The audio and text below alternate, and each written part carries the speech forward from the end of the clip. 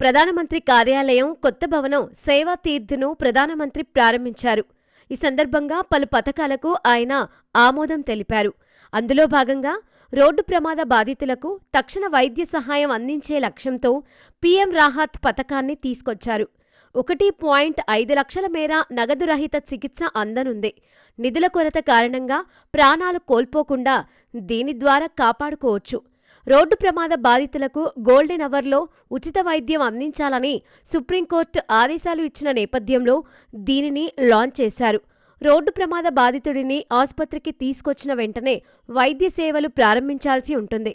ఒకవేళ తమ వద్ద సౌకర్యాలు లేకపోతే వెంటనే మరొక ఆసుపత్రికి పంపాల్సి ఉంటుంది. అందుకోసం సదరు ఆసుపత్రి వారే రవాణా సౌకర్యాలు కల్పించాలి. బాధితుడు డిశ్చార్జ్ అయిన తర్వాత వైద్య సేవలు అందించిన ఆసుపత్రి అందుకు సంబంధించిన బిల్లును ప్యాకేజీకి అనుగుణంగా పోర్టల్లో అప్లోడ్ చేయాల్సి ఉంటుంది.